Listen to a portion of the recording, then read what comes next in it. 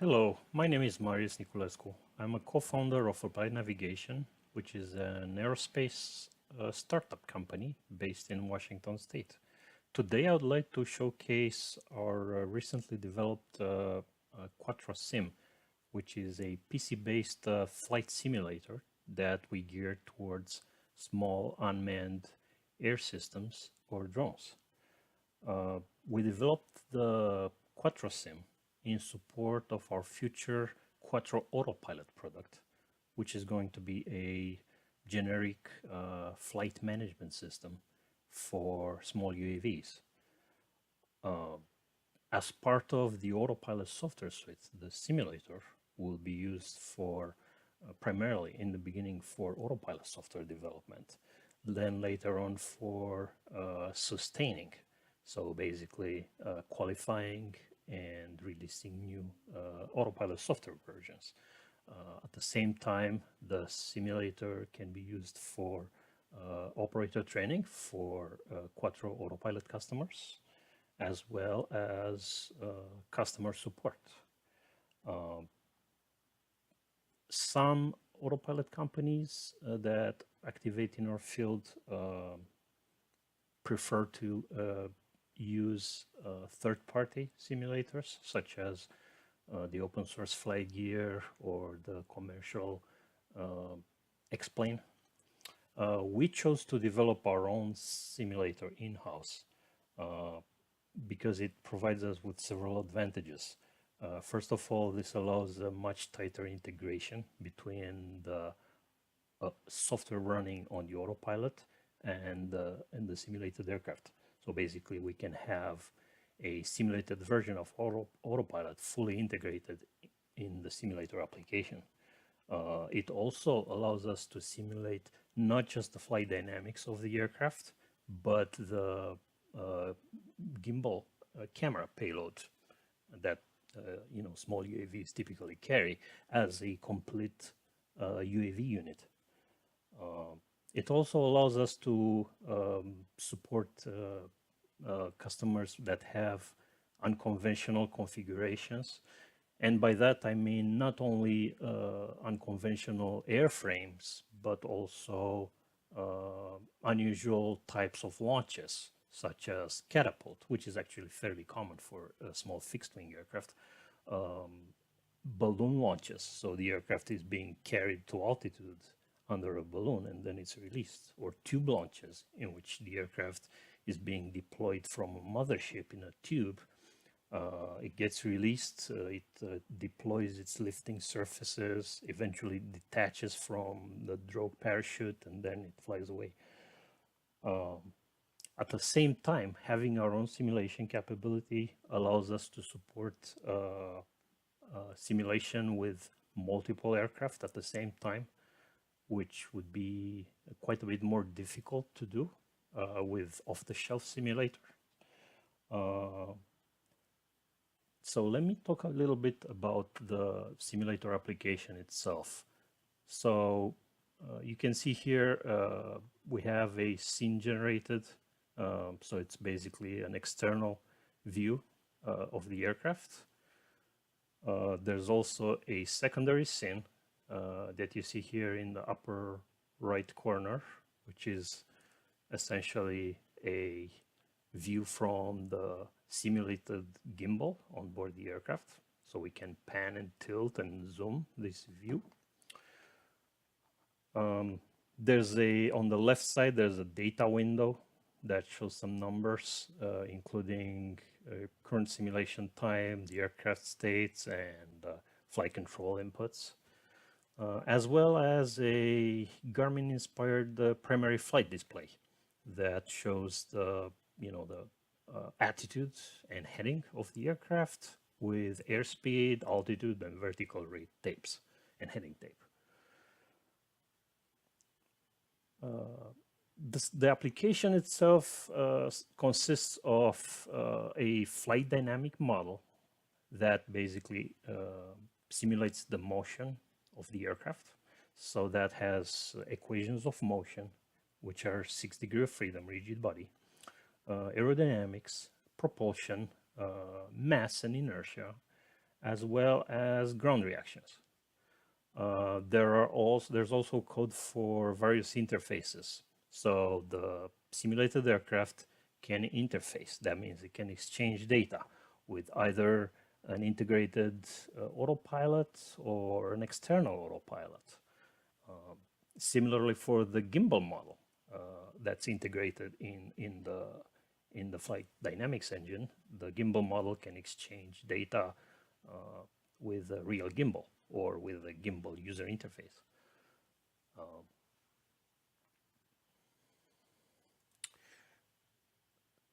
In the menu here, for the model menu, we have the option here to load the model. In this case, I have an Arcturus T20, a fixed wing aircraft already loaded. It was loaded at startup by giving it appropriate command line arguments, but we can always, within the application, we can open up the load model and we can load an aircraft. And at this point, we support fixed wing and multirotors.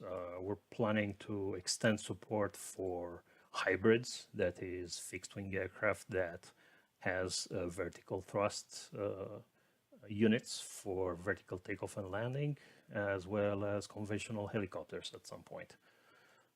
So let me load back the T20 model, which I'm going to use for this demo. The external view can be pan, tilt, rotated around the aircraft and zoomed in and out. Other views that are available besides external, there's the pilot view that basically places a forward-looking camera in the nose of the aircraft. A ground view, so from a set location on the ground, the camera point of view is always trained on the aircraft. For the auxiliary window here, that can be swapped with the main one. So now we have, as the main window, we have the camera gimbal view, and then the model view is in the auxiliary window. Or the auxiliary window can also be hidden altogether. Also, the data view window can be hidden, and the primary flight display window. So if we hide everything, we just have one view, and this can be either the camera, or if I undo the swap, it can be the model view. So let me re-enable my windows here and the data viewer, primary flight display. Other things I can talk about here, the interface menu. This is where you control what the aircraft model interfaces with. Right now, you see I have it enabled a simple autopilot. This is, as the name implies, this is a very simple flight control system that I integrated in the simulator itself. And it's handy. It was handy for me to develop the sim because I can launch an aircraft and the simple autopilot kind of keeps it flying straight and level and make some basic turn maneuvers without me having to constantly babysit the controls to prevent the aircraft from, spiraling into the ground. So I'm going to use the simple autopilot for this demo, but we also have options to interface to a Piccolo autopilot, which is a CloudCap technology product. It's a commercial off-the-shelf autopilot with a published communication spec that we use to implement these interfaces. And you can interface to a softer simulation of the Piccolo through an IP socket, or to the real Piccolo for a hardware-in-the-loop simulation through the CAN bus. The next menu, this is where we can modify the states of the aircraft. So right now I have the aircraft is at the departure end of runway 15 in Scappoose, Oregon. And that's by default when I started the sim. This is the location that it placed it at.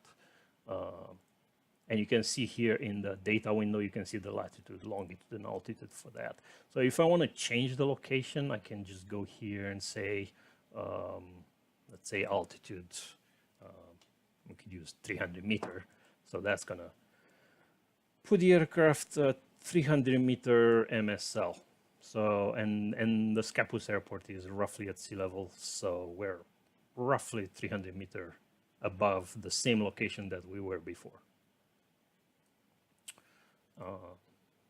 Same applies for other states that we can modify. So we can input a velocity, we can input an airspeed, angle of attack, attitude angle. So if I wanna start my simulation on a different heading, I can modify this. Let's say I wanna launch at, let's say I wanna launch east, 90. So now we're pointed east, and when I start the simulation, it will fly starting in that direction. But actually, let me reset it and put it back to the original location, which was right on the runway.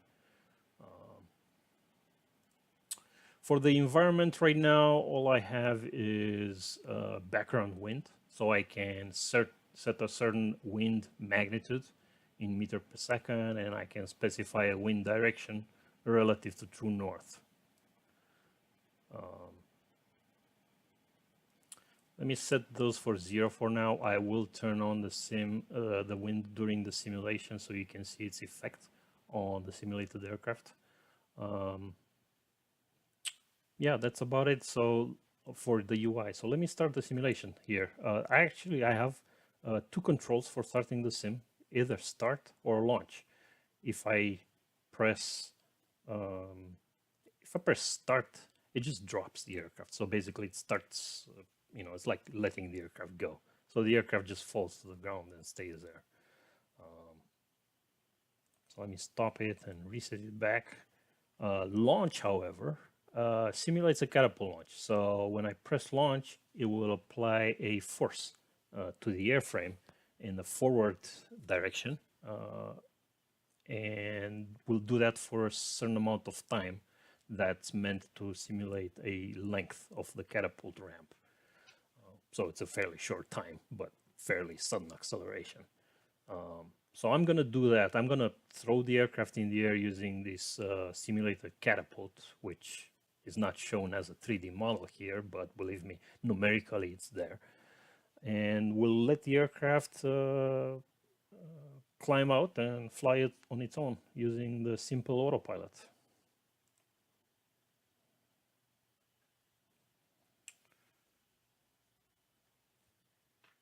And I forgot to give it throttle, so I'm throttling up to full throttle. I'm going to pull back, and the aircraft settles on a climb trajectory. The primary flight display shows airspeed and altitude. Those are in meters per second and meters. So I'm going to climb to about 300 meters, which is 1,000 feet. So right now we're still flying roughly aligned with the runway. We can make a turn.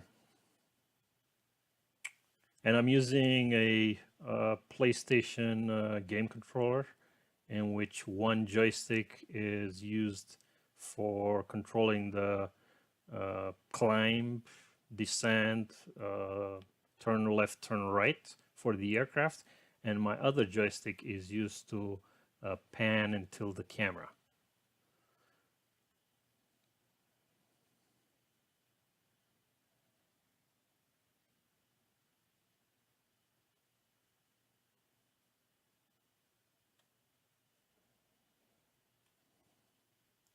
And let me switch to pilot view so we can see which way we're heading. And we're currently flying over the town of Scapus, Oregon.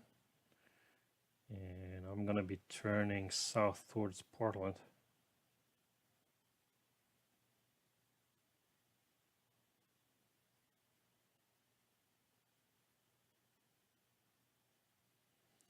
So I'm flying along Highway 30 that you see here, down below us, just slightly to the east of us.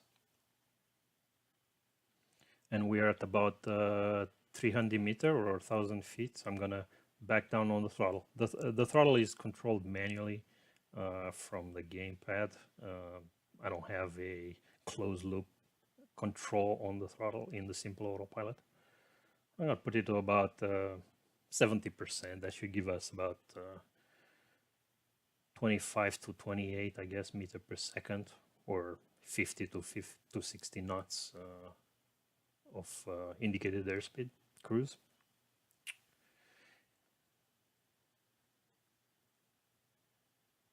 And if I want to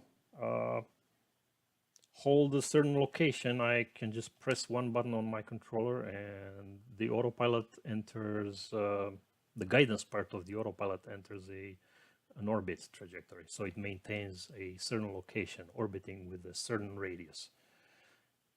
And while it does that, I'm going to swap the views here, and I'm going to switch to the camera.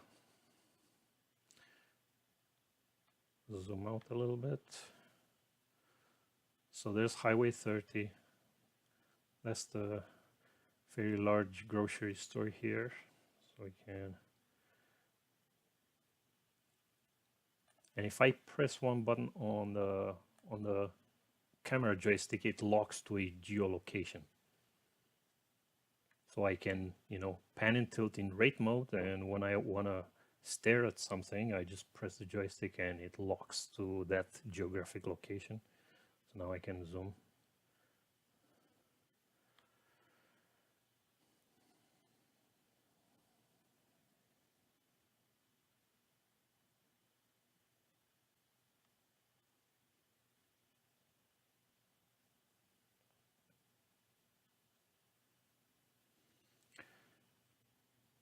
I'm gonna stop doing the orbit, and I'll double click a button on my pilot console, and now the autopilot has put the aircraft back into straight and level flight.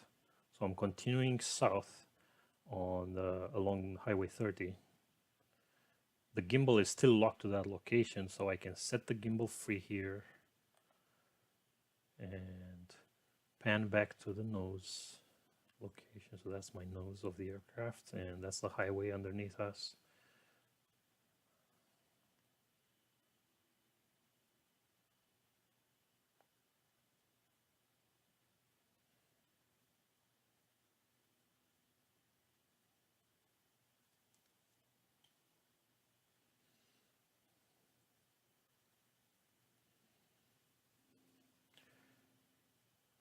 I'm gonna lock it to that parking lot or junkyard.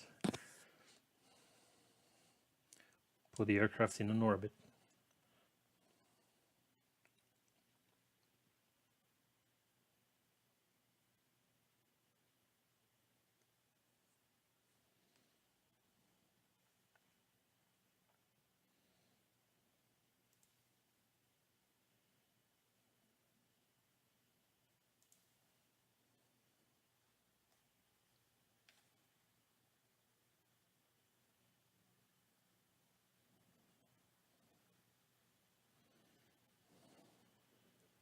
And if I'm done with the simulated mission, I can always press one button on my console, and the aircraft is now commanded to guide itself back to the home location, which was if you remember, it was the departure end of runway 15 at Scappoose Industrial Airpark.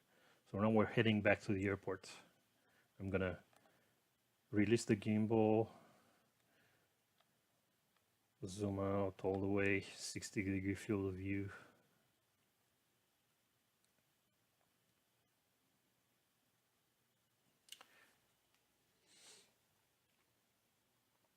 So I said that I was going to show you the winds effects. So right now we're going north. So let me input some wind from the west. So we'll have quartering wind from our left side. And my airspeed is about 28 meters per second. So I'm gonna put a pretty significant wind, maybe 14 meters per second, which is half our airspeed. And I'm gonna set the direction to about 270, so from the east. Okay, so we've got wind now. We can see here the wind reported in the primary flight display at the bottom, 14 meters per second from 271 degrees. So the aircraft should be crabbing. So if we look at the external view, yeah, we can suddenly see that the aircraft is crabbing.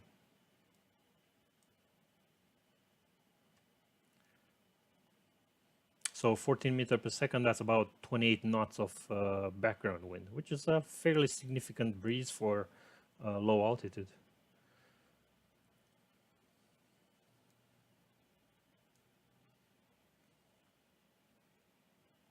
So let's command an orbit now.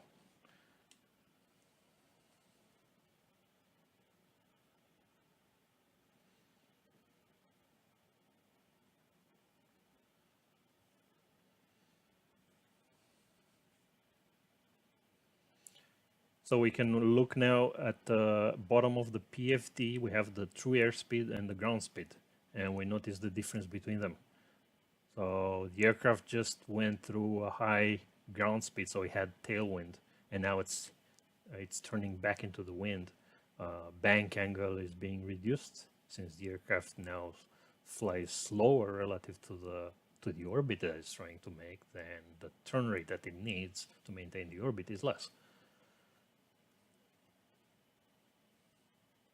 So at the most, the difference between TAS and GS should be exactly the wind speed, 14 meters per second. So we got 28 and 14. There it is. That's full headwind.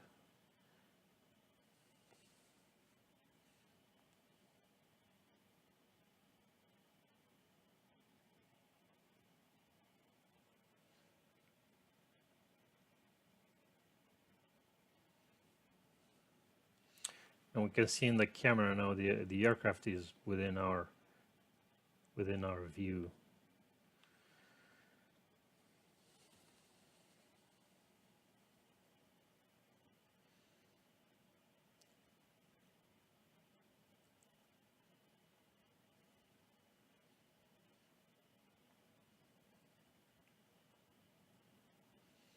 And the wind is now coming from the left side of the airplane, and now it's turning with the wind, so it's really picking up ground speed, turning harder.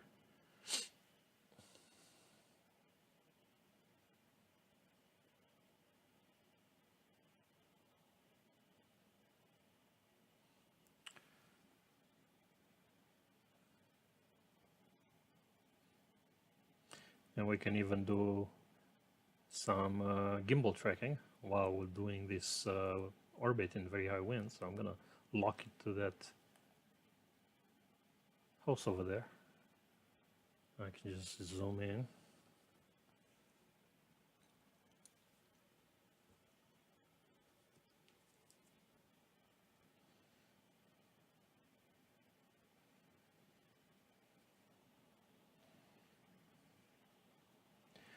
And now I'm going to command the aircraft to fly back to the airport.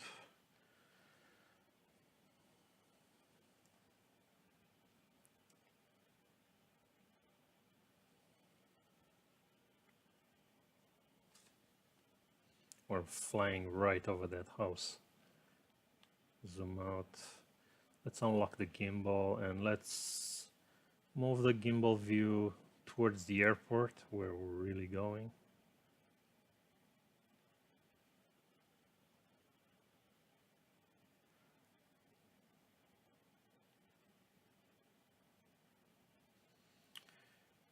There's some aircraft parked on the ramp, so I'm just gonna zoom to those aircraft and I'm gonna lock to that location.